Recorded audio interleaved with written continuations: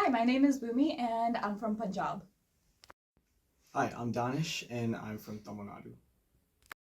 My name is Dia, and my family is from Kolkata in West Bengal. Hi, my name is Saiba Jantri, originally from Andhra Pradesh, India. My name is Sadie Khan. My dad is from Pakistan. Hey, I'm Subhas. I'm from Nepal, Kathmandu. Some of the most famous foods from my culture are sarson ka saag with makke ki roti, which is spiced puree of mustard greens served with a maize flour flatbread, as well as parathas, which are a form of stuffed flatbreads, which are stuffed with vegetables like potatoes, cauliflower, sometimes cottage cheese, and also lassi, which is spiced buttermilk. I think that some of the most popular foods in our culture are probably dosa, idli, pongal. My personal favorite is probably sambar vada, and I would say my favorite drink is probably elanit payasam. My favorite Bengali food is probably kichki machar chachuri, which is a vegetable and fish dish that's usually eaten with rice and dal. And then I also really like luchi and shada aloo, which is like a white potato curry. Bengali sweets are also really famous. My favorites are mishti doi, which is a sweet yogurt, or rashmalai. So, one of my favorite foods from the Telugu culture is biryani, and especially Hyderabadi biryani. Hyderabadi biryani is known for its very rich flavor and unique cooking style, where the basmati rice is layered in a marinated meat, and then it's slow cooked with a lot of spices like saffron, cardamom, and cloves. And so this dish has a very strong aroma, and it's a perfect balance of spice and flavor. It's usually served with sides like raita or salon, which makes it even better. My favorite food from my culture is vindi masala with roti. It's a really easy okra dish that my family makes when I'm at home. My favorite food from my culture is momo. It is very simple, but it feels like home. Some of the most culturally important festivals in Punjab are Vasant Panchami, Vaisakhi, and Guru Gobind Singh Jayanti. Vaisakhi in particular is very important because it marks the day when Guru Gobind Singh, an important Sikh leader, marked the beginning of Khalsa, which was an important moment in Sikh history. Some of the biggest holidays or celebrations in my culture are Tamil New Year, which is pretty much the first day of the Tamil calendar year, and Pongal Festival, which is where we thank the sun god, farm animals, and nature.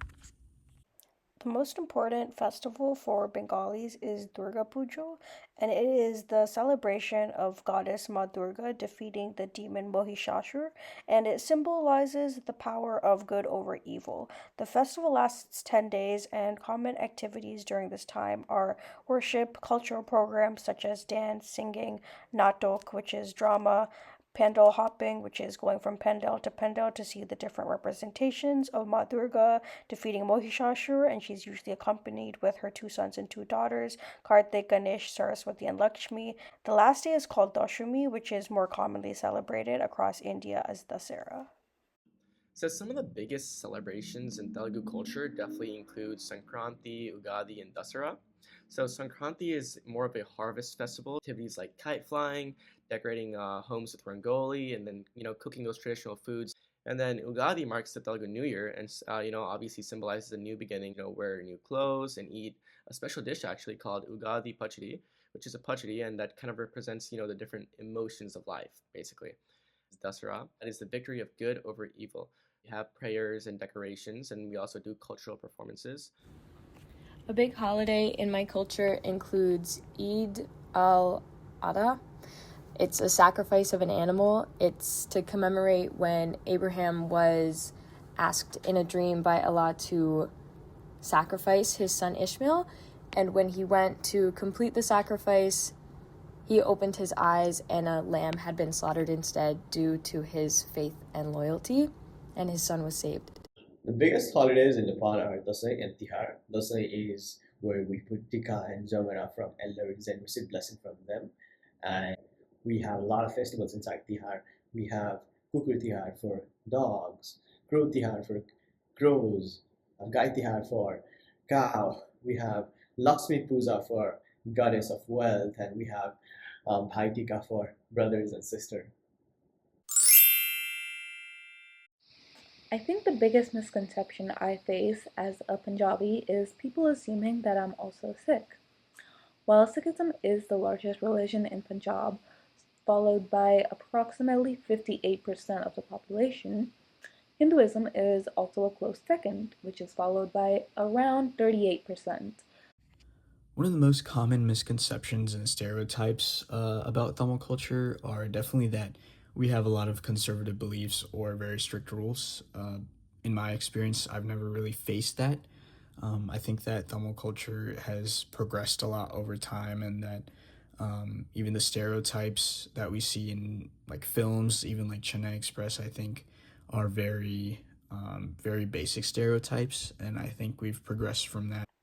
A common misconception is that we only eat fish, which is not true. We do like fish, but that's not all we eat. And also, but a lot of people think that we do kala jadoo, which is black magic. I think this is reinforced by Bollywood movies like Bhool Bhulaiya, where the ghost is usually depicted as Bengali.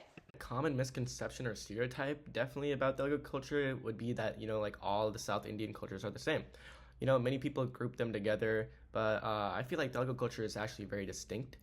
We have our own language, customs, and food. Each region has its own, identity, right? And within the two different Telugu states, Telangana and Andhra Pradesh, there's a very diverse values. Another stereotype is definitely, that Telugu or like Andhra food is always extremely spicy.